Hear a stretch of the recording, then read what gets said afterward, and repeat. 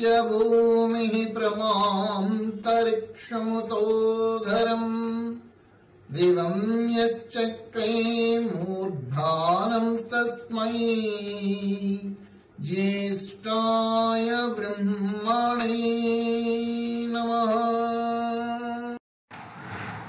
ఓం సామవేదం 1:4-6 పరమేశ్వరుడు వేదముల ద్వారా ఏమి చెప్తున్నాడు? మనము ఎవరిని అనుసరిస్తున్నాము? పార్ట్ 3. స్థానం వస్తుంది, వయసు పెరుగుతుంది, బాల్యం అయిపోయింది, కౌమారం అయిపోయింది, యవ్వనం అయిపోయింది, వృద్ధాప్యానికి వచ్చేసేసాను, తర్వాత మరణం వచ్చేసేసింది. వయసు పెరుగుతూ ఉంది. వయసుతో పాటు నా జ్ఞానం పెరిగిందా? నా పురుషార్థం పెరిగిందా? పంచక్లేశములను ఎంతవరకు నేను త్యజించగలిగాను? నాలో శమధమములు ఎంతవరకు ఉన్నత గతికి తీసుకొచ్చాయి? నన్ను సంయమము ఎంతవరకు పాటించాను? ఇది కదా నేను చూసుకోవలసినది, నా లక్ష్యానికి వెళ్ళవలసినది. నా యొక్క ఈ యమనియమముల యొక్క విధానమే కదా.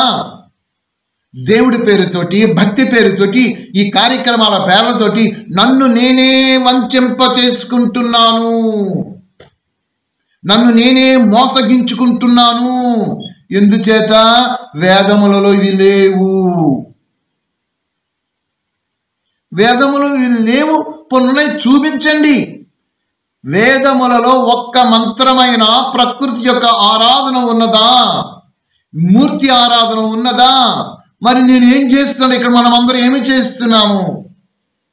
స్వార్థం గురించి, స్వలాపేక్ష గురించి, నా కుటుంబము బాగుండాలి, నేను బాగుండాలి, నా పిల్ల పాపలు బాగుండాలి, లేదా నేను చేస్తున్న వ్యాపారం బాగుండాలి, ఇన్ని 4 రూపాయలు డబ్బు నాకు రోజుకు రావాలి, ఏదైనా పని చేసుకోవాలి, బ్రతకాలి. నేను దేవుడా ఇంత కష్టం అయిపోయింది, నా జీవితము ఇంత దుర్భరం అయిపోయింది దేవుడా అని దేవుడి దగ్గర కూర్చొని నేను ప్రార్థించి కూర్చుంటే నాకేం వస్తుంది?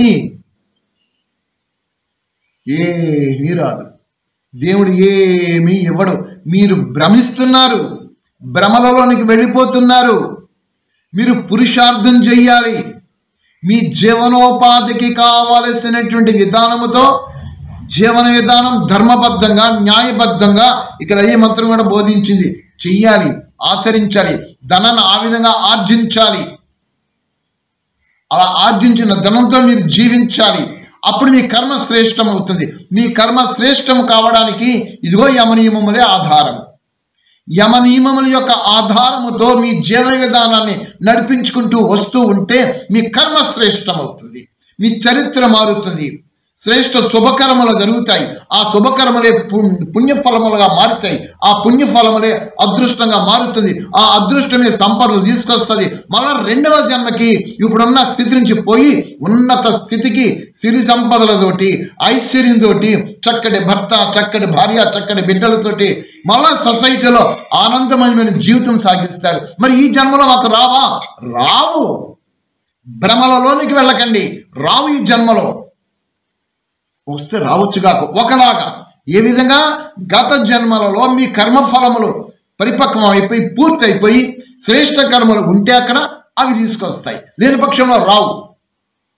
మరి ఈ జన్మలో మీరు చేసుకున్న ఈ పురుషార్థము, ఈ విధమైన యమ నియమములతో కూడినటువంటి పురుషార్థం ఏదైతే మీరు చేస్తారో ఇది మీ చరిత్ర మార్చి పుణ్యఫలంగా మారి అదృష్టంగా మారి 2వ జన్మకి మీకు ఈ స్థితి నుంచి తీసేసి నూతన జన్మతో చక్కగా రచన చేస్తాడా పరమేశ్వరుడు. మీ కర్మే రచన చేస్తుంది. అప్పుడు ఉన్నత గతిని మీరు పొందుకుంటారు. అంటే మీ జన్మ ఉన్నత గతికి వెళ్ళాలనేటట్లయితే ఈ జన్మలోనే మీరు అడుగులు వేయాలి. మీరు ఏ విధంగా అడుగులు వేయాలో ఇదిగో ఈ మంత్రం చెప్పింది. మీరు జన్మించారు, ఇప్పుడు జీవనయాత్ర సాగిస్తున్నారు. మీరు మీ జీవనయాత్ర సాగించేటటువంటి మీరు రాబోయే జన్మకి మీరు ఎలాగ మీ జీవన విధానం సాగాలో ఈ మంత్రం బోధిస్తున్నది. ఇంత చక్కటి విధానాలతో వేదాలలో మనకి ప్రతి మంత్రము ఆ పరమేశ్వరుడు బోధిస్తూ వస్తుంటుంటే ఏమి ఆశించి మీరు చేస్తున్నారు?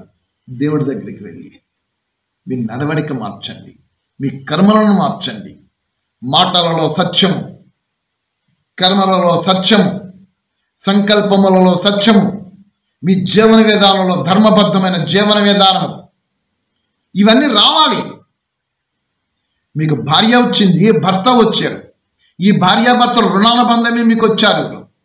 ఈ రుణానుబంధం వచ్చినప్పుడు మీరు భార్యాభర్తల మధ్యన ఎంతవరకు ప్రేమతో ఉంటున్నారు, ఒకరి మాటను ఒకరు ఎంతవరకు గౌరవించుకుంటూ, ఒకరికొకరు సహాయకంతో సహయోగాలు చేసుకుంటూ విలువల మధ్యన ఆ భార్యాభర్తలు జీవిస్తున్నారు.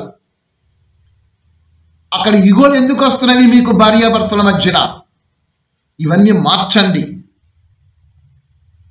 జీవించే విధానం నేర్చుకోండి. అది చెప్తుంది ఈ మంత్రం మనకి ఇక్కడ.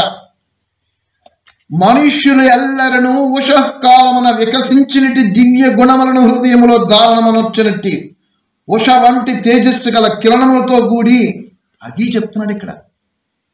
ఏమని? మనుషులెల్లరను 4వ జామున లేచిపోవాలండి.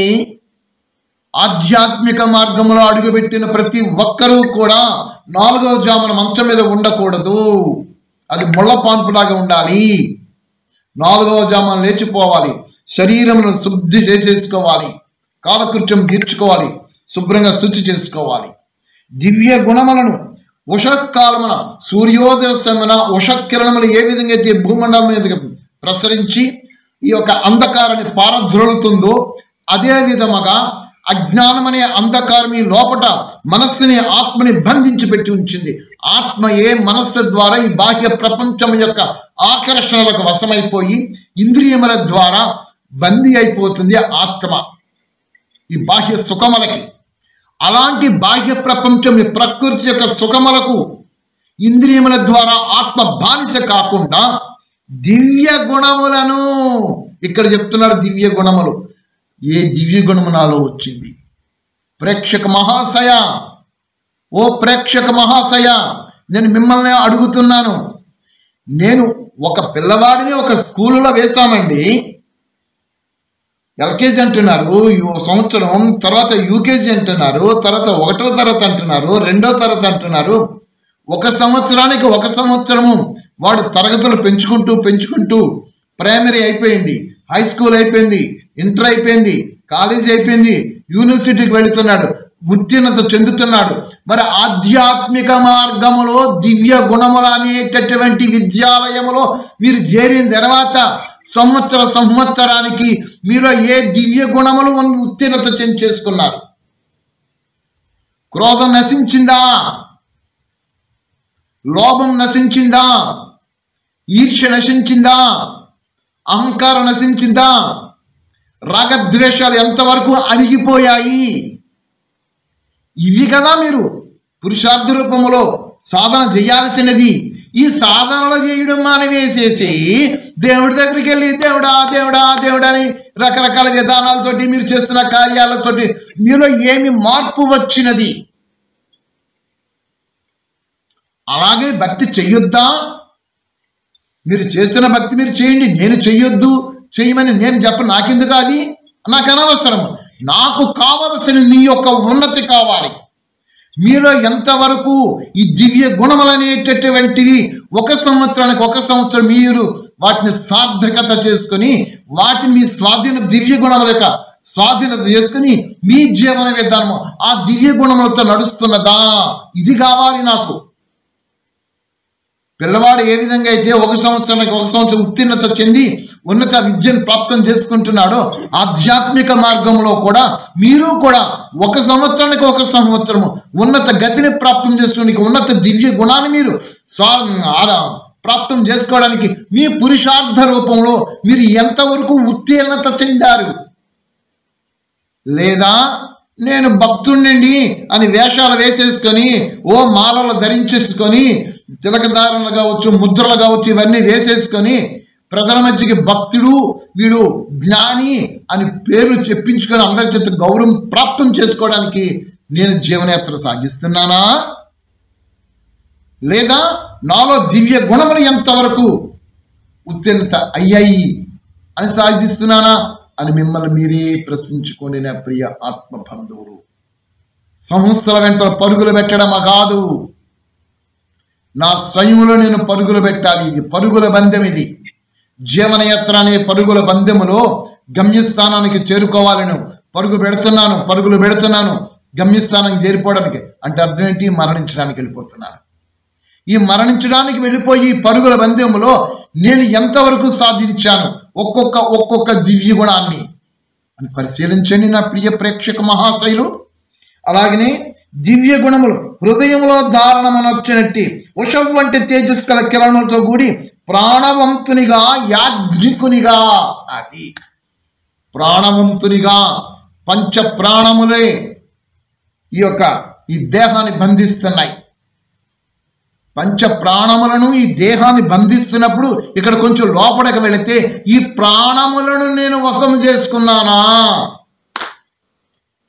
ప్రాణముల వశం అయితేనే ఈశ్వరుడు సాక్షాత్కారం అవుతాడు. అంటే ప్రాణాయామము చేయాలి. ప్రాణాయామము పేరుతోటి ఏమి చేస్తున్నాము ఆలోచించండి. శారీరక యామం యోగాలు కావు. శారీరక యోగములు రకరకాల విధానాలతో కనబడుతున్నవి. కానీ ఆత్మ యొక్క స్వాధీనత చెందాలి అంటే, ఆత్మ తన స్వస్థితిలో మేల్కోవాలి అనేటట్లయితే ప్రాణాయామము జరగాలి. ప్రాణాయామము జరిగితేనే ఈ ప్రాణములు వశమైపోతాయి. ప్రాణములు ఎప్పుడైతే వశమైపోయాయో అప్పుడు శరీరం అనేది లేకుండా పోతుంది. మీకు ఆ యోగ సాధనలో మీరు యోగం చేసే కొద్దీ, ఆ తీవ్రత చెందే కొద్దీ ప్రాణములు మీకు ఎప్పుడైతే వశమైపోతుంటావో, ప్రాణములు వశమైన తర్వాత అప్పుడు శరీరం ఏమైపోతుంది? చేసేది యోగమే, కానీ మీ శరీరములు మీకు ఉండవు. శరీరం అనేటువంటి భ్రాంతి మీకు నశించిపోతుంది. దూది పింజిలాగా మీరు తేలిపోతారు ఈ శరీరములో. ఇది ప్రకృతి. ఈ ప్రకృతి అనేటటువంటిది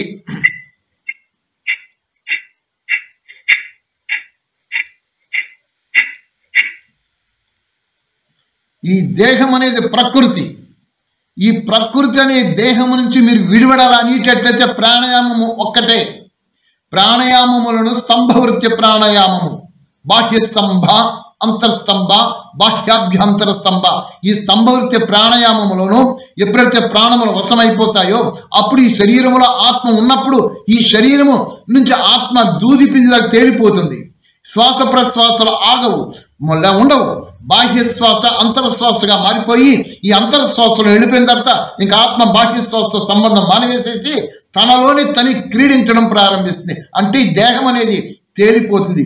ఈ దేహం నుంచి ఆత్మ ఒక దూది పింజలాగా తేలుతూ ఉంటుంది. అంటే ప్రకృతి నుంచి ఆత్మ బయటకు వచ్చేస్తుంది.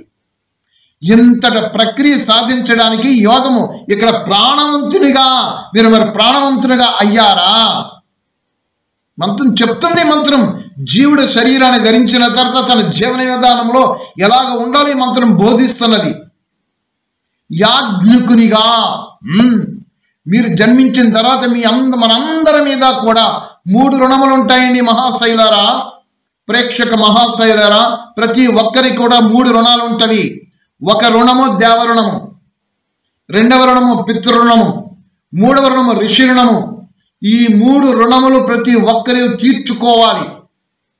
మరి ఆధ్యాత్మిక సంస్థలు 3 రుణములు తీర్చుతున్న విధానంగా జ్ఞానం బోధిస్తున్నారా? లేదు.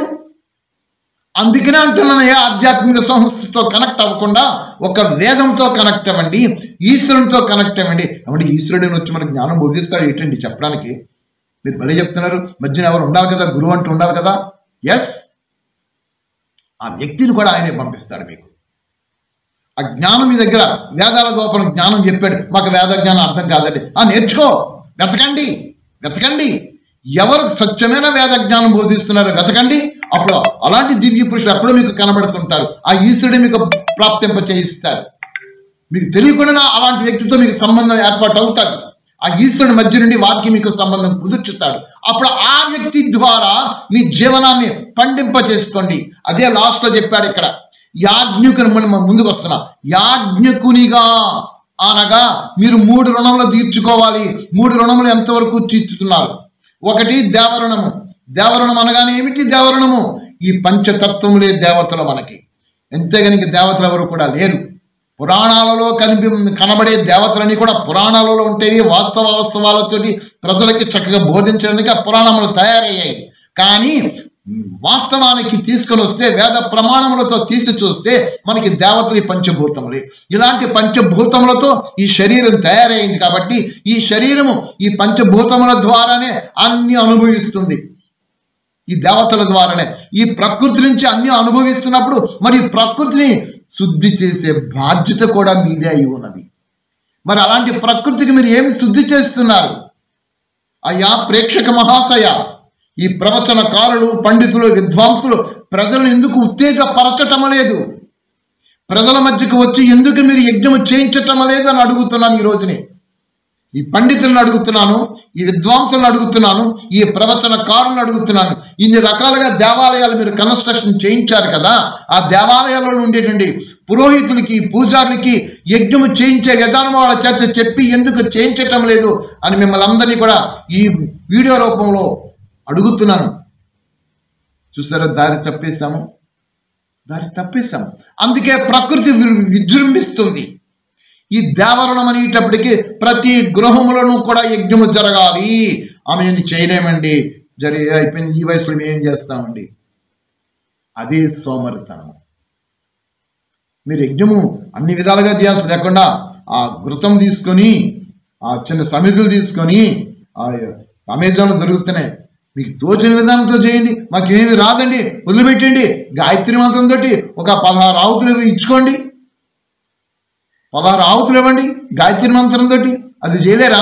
మందిరం దగ్గరికి వెళ్ళి ఒక గంట కొద్ది ఇక్కడ కూర్చుంటారు, రకరకాల విధానాలతో చేస్తారు కదా. ఆ గంట సమయం అవసరం లేకుండానే ఈ చిన్న యజ్ఞం కూడా అమెజాన్ నుంచి తెప్పించేసుకుంటే 1000 రూపాయలు, 4 పొలాలు పెట్టేసుకొని అందులో రాగులో, మామిడో, నేరేడు పెట్టుకొని అందులో చేయొచ్చు కదా.